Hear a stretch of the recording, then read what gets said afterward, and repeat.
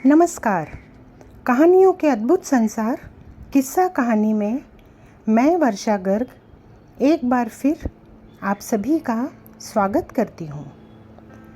जैसा कि हम सभी जानते हैं, 31 जुलाई कथा सम्राट प्रेमचंद जी की जयंती है। इस उपलक्ष्य में किस्सा कहानी उन्हीं के रचना संसार की कुछ चुनिंदा कहानियाँ आपके समक्ष प्रस्तुत कर रहा है। इस श्रृंखला में सुनिए आज एक मज़ेदार कहानी जिसका शीर्षक है रसिक संपादक। नवरस के संपादक पंडित चोखेलाल शर्मा की धर्मपत्नी का जब से देहांत हुआ है, आपको स्त्रियों से विशेष अनुराग हो गया है और रसिकता की मात्रा भी कुछ बढ़ गई है।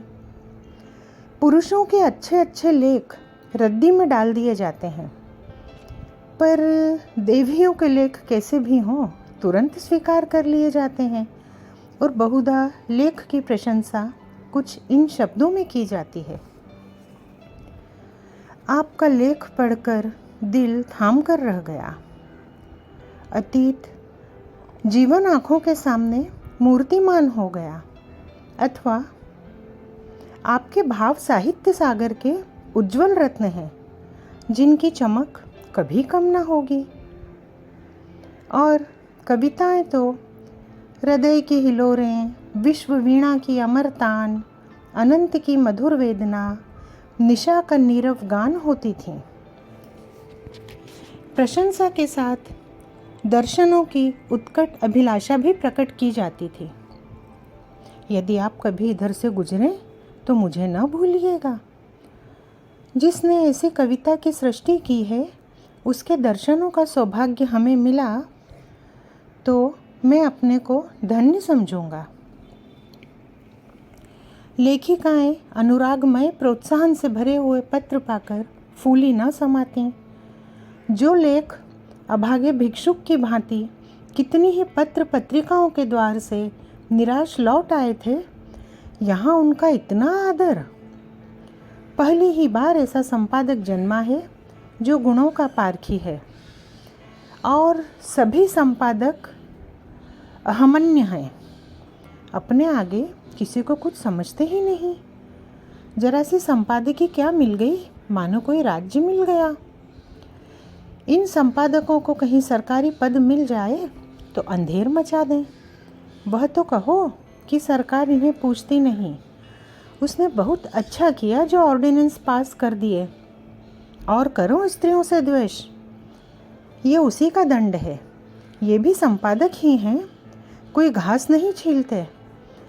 और संपादक भी एक जगत विख्यात पत्र के नवरस सब पत्रों में राजा हैं।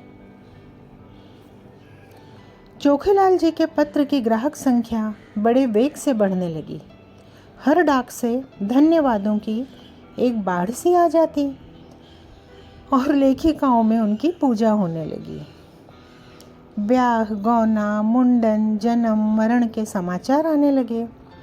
कोई आशीर्वाद मांगती, कोई उनके मुंह से सांत्वना के 2 शब्द सुनने की अभिलाषा करती, कोई उनसे घरेलू संकटों में परामर्श पूछती, और महीने में 10-5 महिलाएं उन्हें दर्शन भी दे जाती।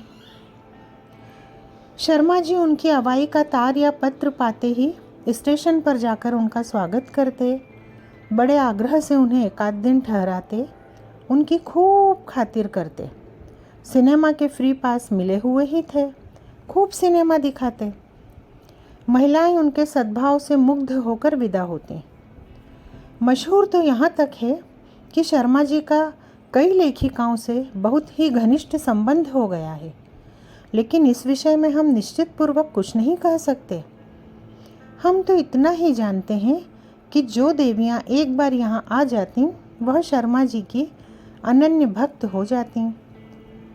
बेचारा साहित्य की कुटिया का तपस्वी है। अपने विधुर जीवन की निराशाओं को अपने अंत स्थल में संचित रखकर मूक वेदना में प्रेम माधुर्य का रसपान कर रहा है। संपादक जी के जीवन में जो कमी आ गई थी उनकी पूर्ति करना कुछ महिलाओं ने अपना धर्म सा मान लिया। उनके भरे हुए भंडार में से अगर एक शुद्धित प्राणी को थोड़ी सी मिठास दी जा सके तो उससे भंडार की शोभा है। कोई देवी पार्सल से अचार भेज देती, कोई लड्डू। एक ने पूजा का ऊनी आसन अपने हाथों बनाकर भेज दिया। एक देवी महीने में एक बार आकर उनके कपड़ों की मरम्मत कर देती थी। दूसरी देवी महीने में 2-3 बार आकर उन्हें अच्छी अच्छी चीज़ें बनाकर खिला जाती थी। अब वह किसी एक के न होकर सबके हो गए थे। स्त्रियों के अधिकारों का उनसे कड़ा रक्षक शायद ही कोई मिले। पुरुषों से तो शर्मा जी को हमेशा तीव्र आलोचना ही मिलती थी। श्रद्धा में सहानुभूति का आनंद तो उन्होंने स्त्रियों में ही पाया। एक दिन संपादक जी को एक ऐसी कविता मिली जिसमें लेखिका ने अपने उग्र प्रेम का रूप दिखाया था। अन्य संपादक उसे अश्लील कहते, लेकिन चोखेलाल इधर बहुत उदार हो गए थे। कविता इतने सुंदर अक्षरों में लिखी थी, लेखिका का नाम इतना मोहक था कि संपादक जी के सामने उसका एक कल्पना चित्र सा आकर खड़ा हो गया। भावुक प्रकृति, कोमल गीत, याचना भरे नेत्र, बिंब अधर, चंपई रंग, अंग अंग में चपलता भरी हुई, पहले गोंद की तरह शुष्क और कठोर, आर्द्र होते हुए ही चिपक जाने वाली। उन्होंने कविता 2-3 बार पढ़ी और हर बार उनके मन में सनसनी सी दौड़ गई। क्या तुम समझते हो मुझे छोड़कर भाग जाओगे? भाग सकोगे?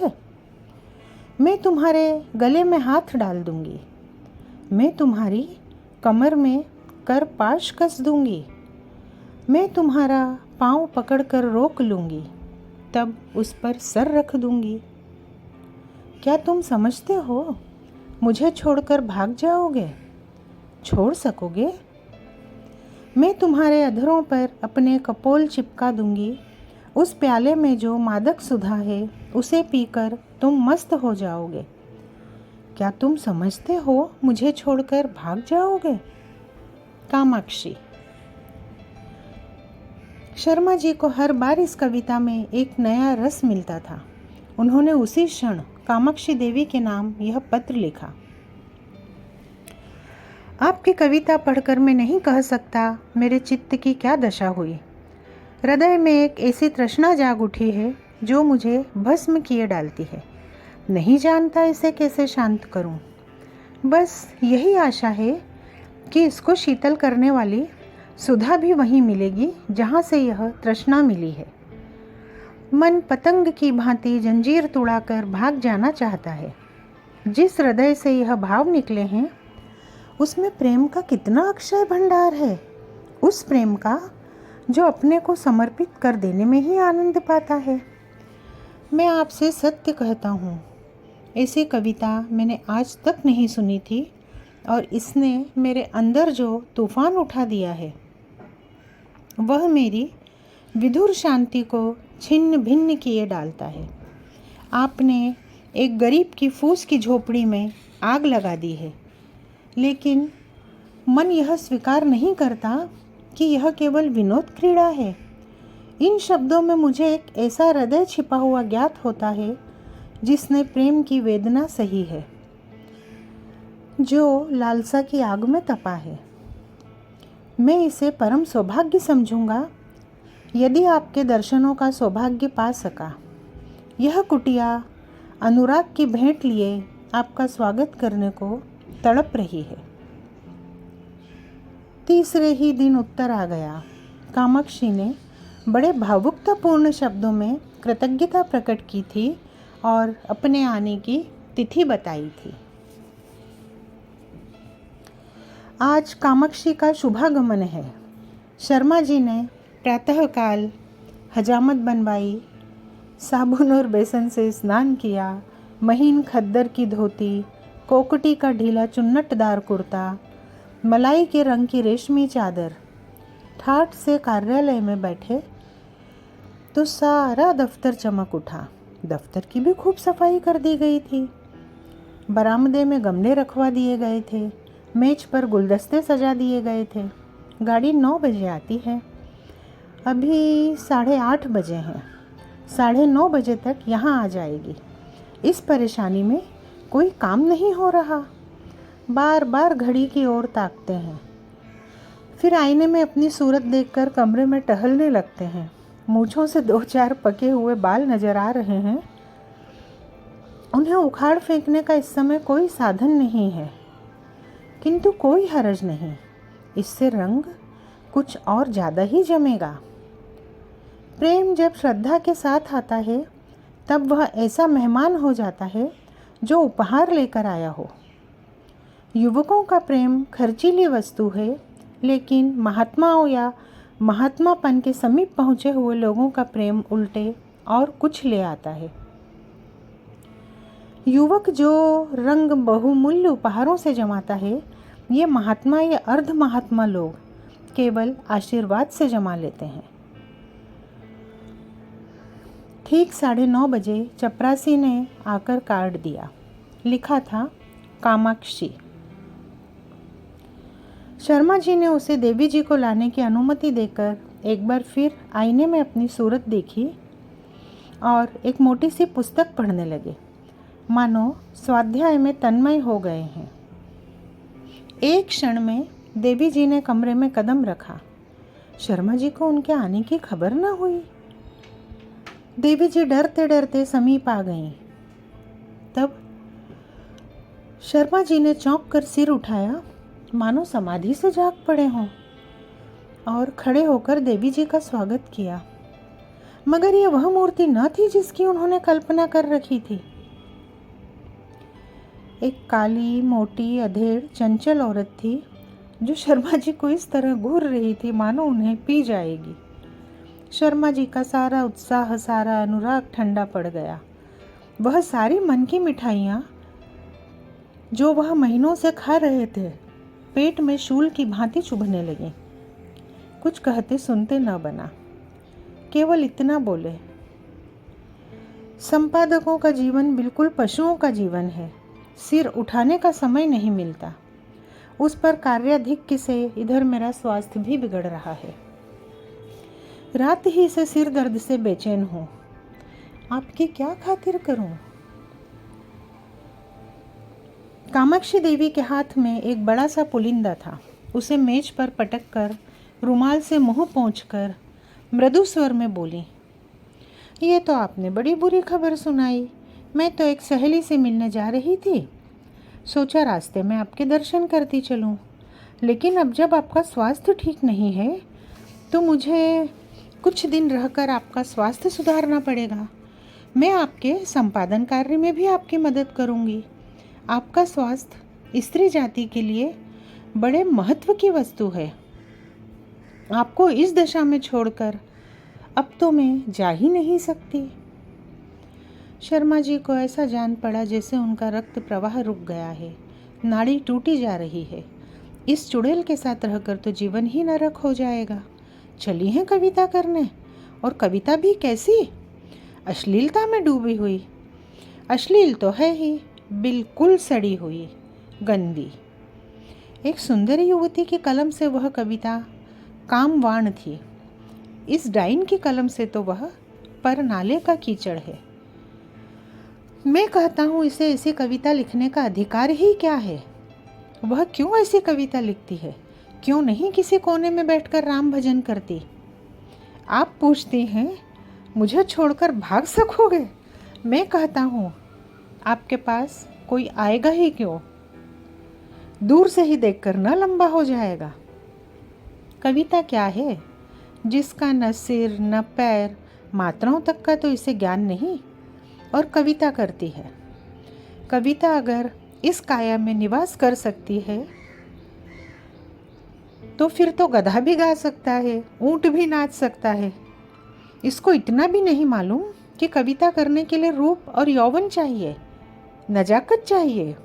भूतनी सी तो आपकी सूरत है, रात को कोई देख ले तो डर जाए, और आप उत्तेजक कविता लिखती हैं। कोई कितना ही शुद्धातुर हो तो क्या गोबर खा लेगा? और चुड़ैल इतना बड़ा पोथा लेती आई है, इसमें भी वही पर नाले का गंदा कीचड़ होगा। उस मोटी पुस्तक की ओर देखते हुए बोले, नहीं नहीं, मैं आपको कष्ट नहीं देना चाहता। ऐसी कोई बात नहीं है, 2-4 दिन के विश्राम से ठीक हो जाऊंगा। आपकी सहेली आपकी प्रतीक्षा करती होगी।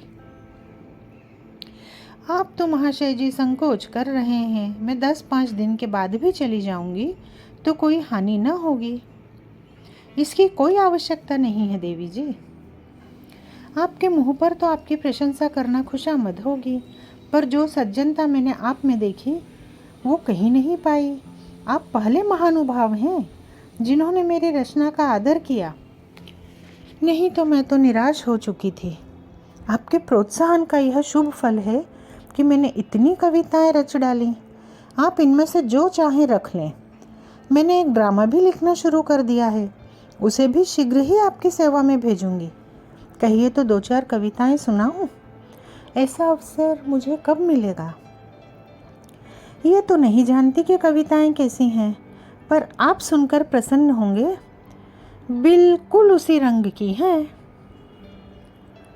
उसने अनुमति की प्रतीक्षा न की, तुरंत पोथा खोलकर एक कविता सुनाने लगी। शर्मा जी को ऐसा मालूम होने लगा जैसे कोई भिगो भिगो कर जूते मार रहा है। कई बार उन्हें मतली आ गई, जैसे 1000 गधे कानों के पास खड़े अपना स्वर अलाप रहे हों।